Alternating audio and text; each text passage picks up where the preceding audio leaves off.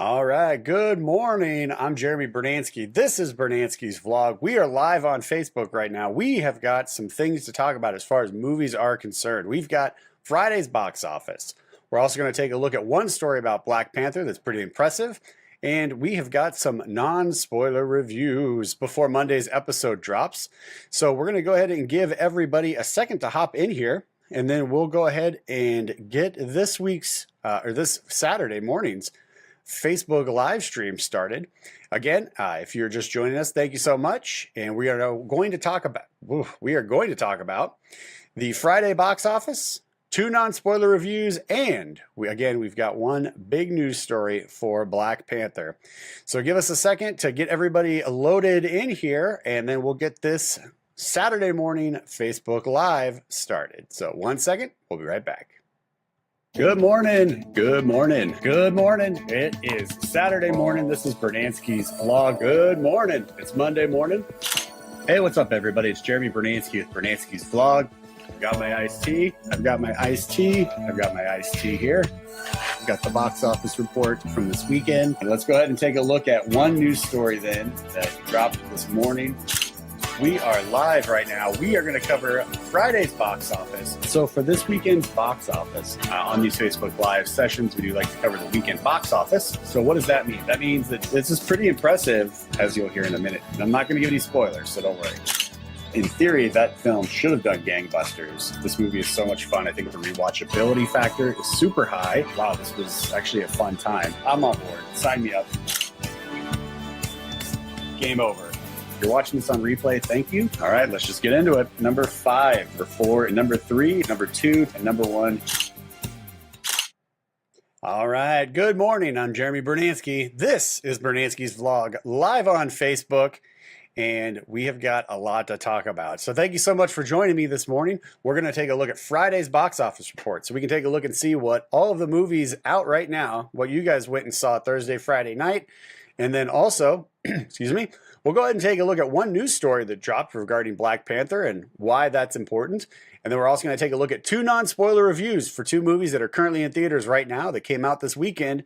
And those are going to be for Gringo and A Wrinkle in Time. Before we get into that, though, I do want to say thanks to everybody who is watching this live right now on Facebook. Also want to say thanks to everybody who's watching this on the YouTube replay. Appreciate you guys.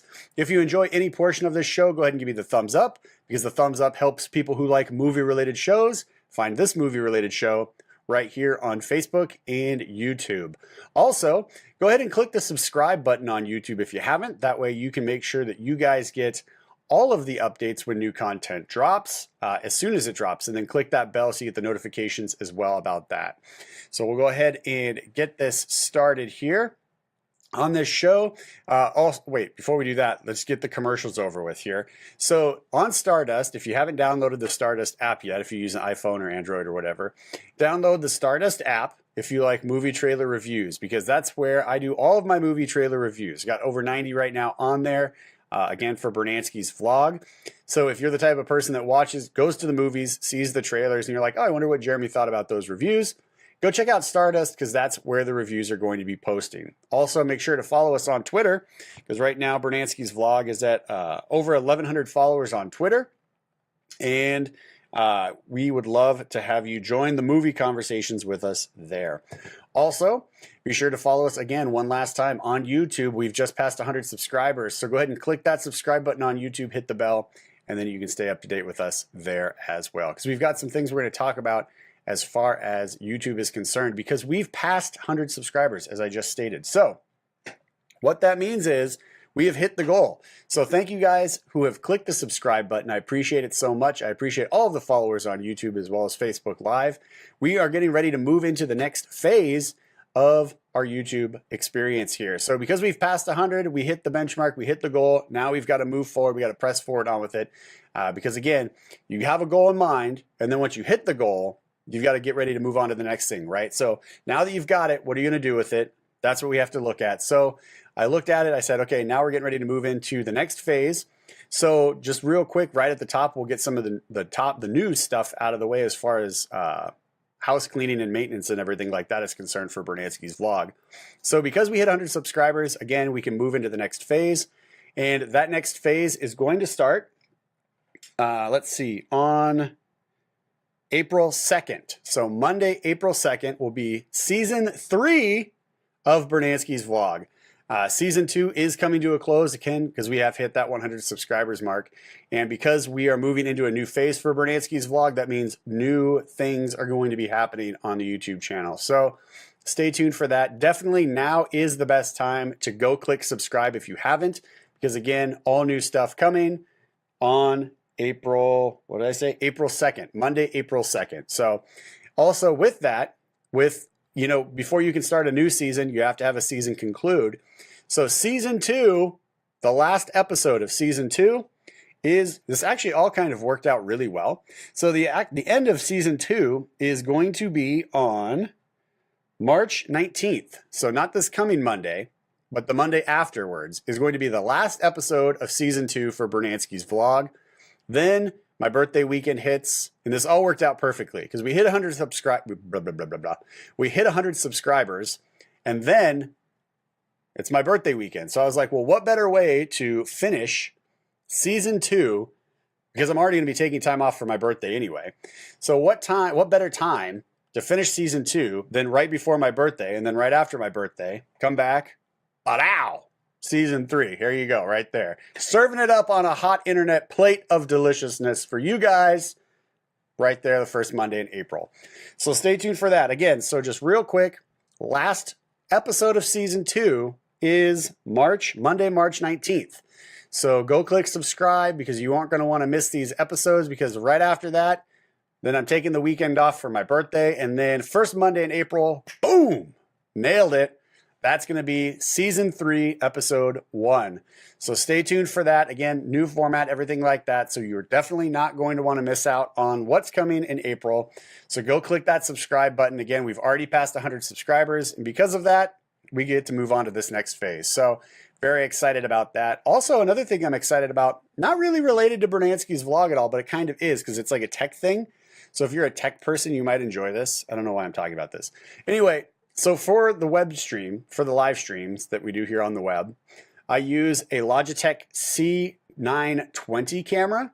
It's an HD camera, right? It's a little, you just put it right there on your computer and it works and it streams really well, as you can see, right? So I'm in focus, everything looks clean and clear. Really nice camera, not expensive at all. You can pick it up on Amazon, you can pick it up wherever. There are better models out now, because, you know, as time goes on, they improve and they improve. But the C920 I like, that's what I use here. And I just discovered that Logitech has an app that allows you to control the camera while you're doing live streams. And I did not know this. So today's the first day we're using it. So check this out. This is completely random and off topic, but I can zoom in. Whoop, there's my face. Ah, there's my face even bigger. So like I can zoom in and do stuff like that. I can also pan the camera, which is pretty nice. I can go that way, I can go that way, I can go up, I can go down. Look at that. Oh my goodness. On the go, right there. I can even adjust the settings like controlling brightness, contrast, color, intensity. I had no idea. And this is a free app, right? So this is just the Logitech app that allows you to actually manually control your little webcam while you're live streaming. This blew my mind. I was so happy. I found this out because when I'm not making videos for YouTube, I'm watching videos on how to make my YouTube videos better on YouTube. And I just came across this yesterday when I was waiting for all of my files and everything to compress. I was like, all right, let's watch some tutorials. And I was like, oh, there's an app that can allow me to manually control my webcam. I don't just have to like put it on my computer and then like press go live, and then it was wonderful. Anyway, complete tangent off the rails. We'll get back on track here. But if you're interested, again, fairly inexpensive, the Logitech webcam C920 shoots in high def 1080, as you can see here.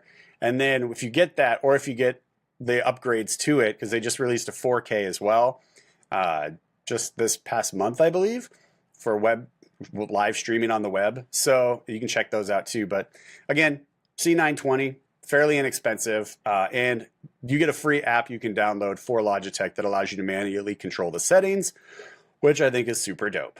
All right. So anyway, let's get back to movies, because that's why you tune into this show. All right. So for this show, we like to go ahead and take a look at the box office report for Friday, and also on Mondays, we also like to take a look at the weekend box office. So since today's Saturday, let's just jump right in and take a look right now at Friday's box office. All right, coming in at number 5, we have Game Night at 2,200,000. Coming in at number 4 is Red Sparrow at 2,320,000. Coming in at number 3 is Strangers Pray at Night at 4 million. Number 2 is Black Panther at 9,972,000.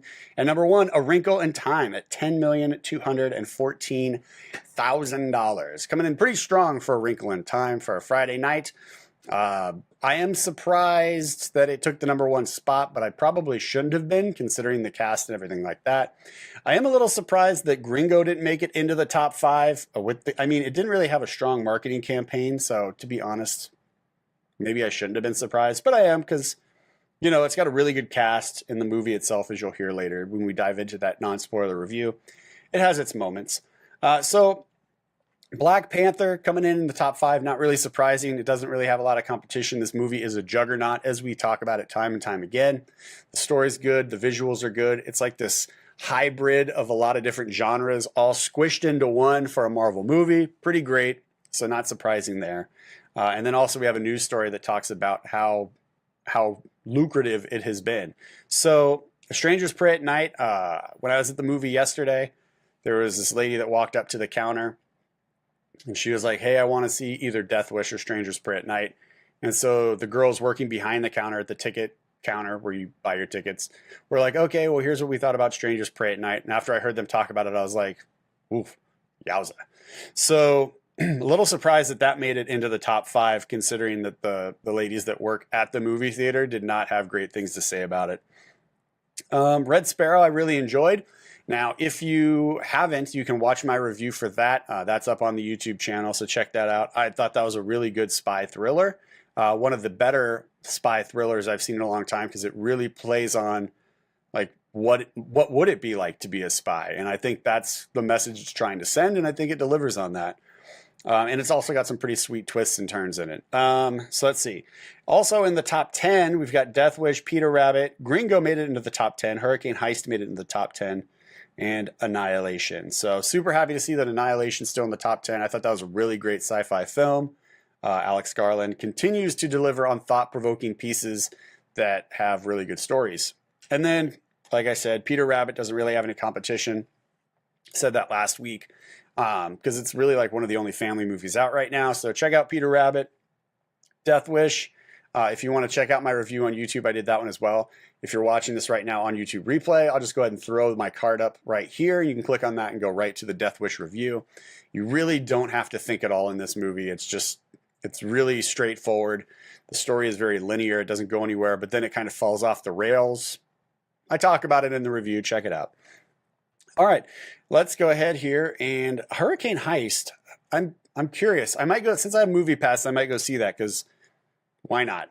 But yeah, that I won't see that in enough time to get it up for Monday's show. So I may just drop that on the channel separate from the episode, for Monday's episode. So you may just get an extra movie, a movie in theater review this week. I don't know. We'll have to wait and see. But if my schedule opens up and I can get out to see that, I might go do that and then just record a quick review, because I don't really think I'll have to really put a lot of thought into, like, what were they trying to say in this movie? What was the message? I don't think I'm going to need to worry about that with Hurricane Heist. Call me crazy, but I think I'll just be able to sit down and just type out a really quick review and then get that recorded for a movie like Hurricane Heist. But you never know. So I may go check that out. We'll have to wait and see. If I do, that'll just drop on the YouTube channel in the movie review playlist. So go ahead and check that out. I'll also go ahead and throw up right here just the movie review if you're watching this on YouTube replay. I'll throw up the movie review card. So it'll go right to that playlist. So you can see all the movies I've reviewed, and you can just go through that. You don't need to worry about the weekly show and fast forwarding or rewinding or anything like that. It's just all the movie reviews right there for you. So again, just real quick, number 1, Wrinkle in Time, Black Panther, Strangers Pray at Night, Red Sparrow coming in number 5, Game Night. If you haven't seen Game Night, I do recommend it. This is an adult comedy. But it is a really, really fun time at the movies. I had a lot of really good laughs. If you saw my review, you heard that I was not the only person in the theater laughing. The theater I was in, we did laugh so loud at times. We missed lines of dialogue that came after jokes. It's just a really fun movie, and it's really well written for a comedy. So check it out. Definitely recommending Game Night. All right, so Black Panther. Let's move into this story here. I saw some stuff on Twitter, pretty much by everybody, regarding Black Panther because of just how much money this movie is making. It is making gaggles and gaggles of cash. So I found this article on Forbes. So I'm going to throw it right now. If you're watching this on Facebook Live, I'm going to throw it in the comments section. So just go ahead and click on that, and that will take you right to the article if you want to read it while we discuss it here. If you're watching this on the YouTube replay, I am going to go ahead and throw this in the description box below, so you can just go ahead and expand that box, and then you can also check it out. If you're watching this on YouTube replay and you have any interest in the Logitech C920, which is the camera I use, there's going to be a link for that in the description box below as well on YouTube, so you can check that out and see if that's something that you want to purchase if you are interested in doing live streams online. Again, this is Facebook Live, but you can do it on, YouTube, whatever platform you use, you can use this webcam. So if you have any interest, check it out. It's down there. It's waiting for you. So Black Panther right now has crossed, in less than a month, less than 30 days. This is huge. In less than 30 days, it has already crossed the $1 billion mark. Billion with a B, as in bravo. This is quite a remarkable feat. Under 30 days, $1 billion. I keep telling you guys, gaggles of money. That is how well this movie is doing. It is making just more than fist loads, right? Bring all of the fists and load them up with cash, and then call your friends to bring their fists, because this movie is not slowing down. It just keeps making tons and tons of money. So much money, so many fists holding bills. It's insane. But well-deserved, because again, this movie is really good. In the article here, it talks about how it could be poised. It's poised to be, sorry, let me rephrase that. It is poised to be the 7th highest grossing film of all time. 7th highest grossing film of all time. So what does that mean? That means that, well, Ryan Coogler definitely is going to be celebrating like crazy because he's the director. So job well done. Means that Marvel is probably going to throw an insane congratulations party for the cast of Black Panther, I would assume, because why wouldn't you if you just made all that money? They just greenlit, I got to double check this, but I saw something about Kevin Feige saying they're going to greenlight a sequel, which, why not? I mean, you just made a ton of money. But with Marvel, I think we should take a pause on that, because with Marvel, they have their plan. They've got their storyboard, right? There's, in the secret rooms, and I don't know this, I'm just imagining, right? But in the secret writing room of Marvel, I'm sure there's a wall the size of the wall behind me that's just covered with storyboard ideas for like where the Marvel Cinematic Universe is going to go. And I don't believe for one second that because Black Panther made this insane amount of money, that all of a sudden they're like, all right, well, let's just go ahead and like do a sequel. I don't think that happened. Like, I really don't believe it at all. I believe that they already had a plan for Black Panther 2, whatever that story was going to be. And then because it's riding high on the news right now, they're like, well, I guess we can go ahead and release the story. We're going to release it later, but I guess we can just release it now. Why not? Ride the wave, right? A lot of good news. Ride that good news wave. Right home. Just ride it home. So that's what I think happened. Like, and I don't think that they're just like, we need to green light. They're not reactionary, right? Marvel has a plan. They've always had a plan. And they're like, we're just going to keep making these films the way we want to tell our stories. And we're going to get storytellers that can tell unique and fun stories the way that we would like our brand, the Marvel Studios brand, to be able to deliver those stories. So I don't believe for one second that they were just like, oh my gosh, we made $1 billion in under a month. We better greenlight a sequel. I don't think that's Marvel. That would be completely contrary to what Marvel's been doing so far for 10 years. And I think that they already had it planned out, but they just wanted to ride the good news wave. Good news. We just broke $1 billion in less than 30 days. Cool. That's all over the news. Go ahead and just release the news right now that we're going to do a sequel. Why not? What does it matter? We already had plans to do a sequel. Just release the news for a sequel and let's move on. I think that's what happened. So if you hear people like, yeah, because it made that much money, now they're going to do it. That's not Marvel. Just shut that argument down right now. I mean, maybe it is, but that would be so contrary to what we've seen from them as a studio. I don't buy it at all. So just go ahead and shut that argument down when you hear people say that and be like, no, homie, that's not how they roll the dice. This is what happened. They had the plan for it. They're riding the good news wave. They were going to release that news probably after Avengers Infinity War. And then they just decided, yeah, we'll just go ahead and release it now, right? That's the most logical thing I can come up with in my brain. So when you hear people that are just like, oh my gosh, it made so much money, that's why they're doing it. Just like, nah, homie, that's not how they roll. Shut that argument down. Just let them know Marvel has a plan. They stick to their plan, and that's what's going on, right? So just, you can take that and just boom, and look like the champion of the day as far as your knowledge goes. Take it to the bank, because I guarantee you that is probably what happened.